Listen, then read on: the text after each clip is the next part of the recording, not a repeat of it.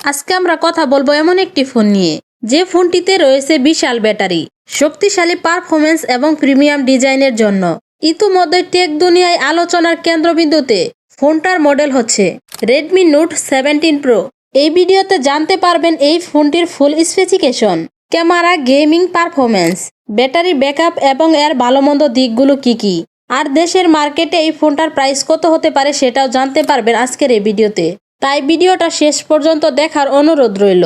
So মূল ভিডিওতে যাওয়ার আগে রিকোয়েস্ট থাকবে চ্যানেলটা সাবস্ক্রাইব করে রাখার। প্রথমেই কথা বলা যাক ফোনটার ডিজাইন নিয়ে।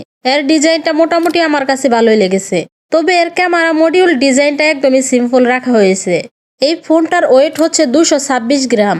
হাতে ধরতে একটু ভারী মনে হতেই পারে। ফোনটা ভারী হওয়ার একটা বড় রিজন রয়েছে, সেটা না হয় একটু পরেই বলছি। আরও একটি ইন্টারেস্টিং ব্যাপার হলো এই ফোনটাতে দেওয়া হয়েছে IP68 এবং IP69 রেটিং।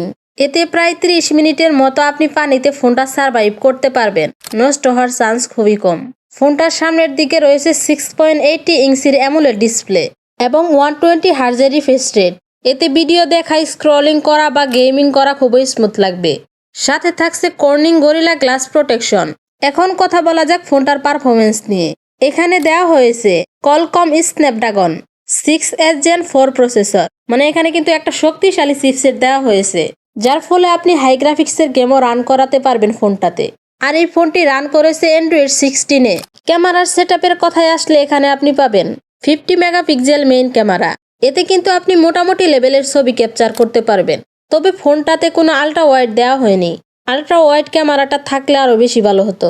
আর সামনের দিকে রয়েছে 8 মেগাপিক্সেল সেলফি ক্যামেরা। সেলফি ক্যামেরাটা আমার কাছে একটু কমতি মনে হয়েছে, আর একটু বাড়িয়ে দিলে বেটার হতো। র্যাম এবং স্টোরেজের কথা বললে এখানে আপনি পাবেন 8GB থেকে 12GB র্যাম পর্যন্ত এবং 128GB থেকে 512GB স্টোরেজ পর্যন্ত। সো এখানে বাড়তি কোনো র্যাম এবং স্টোরেজের টেনশন করতে হবে না। যাই হোক, এখন কথা বলবো এই ফোনটার সবচেয়ে বড় প্লাস পয়েন্ট বিষয়টা নিয়ে। এর সবচেয়ে বড় প্লাস পয়েন্ট বিষয়টি হচ্ছে এর ব্যাটারি। এখানে দেওয়া হয়েছে 9000 mAh এর বিশাল ব্যাটারি। সত্যি এই বাজেটের মধ্যে এটা একদম কামাল কাট দিয়া। এতে তো আপনি অনায়াসে এই 3 থেকে 4 দিন ব্যাকআপ পেয়ে যাবেন, চার্জের কোনো টেনশন করতে হবে না। আর এই ফোনটা চার্জ করার জন্য দেওয়া হয়েছে 67 ওয়াট ফাস্ট চার্জিং সাপোর্ট। খুবই অল্প সময়ের মধ্যে কিন্তু ফোনটা ফুল চার্জ হয়ে যাবে। আমার কাছে ব্যাটারি বিষয়টা এবং চার্জিং এর বিষয়টা একদম খুবই ইন্টারেস্টিং লাগছে, মানে খুবই ভালো লাগছে যে এই জায়গাটা একদম ভালো করেছে তারা।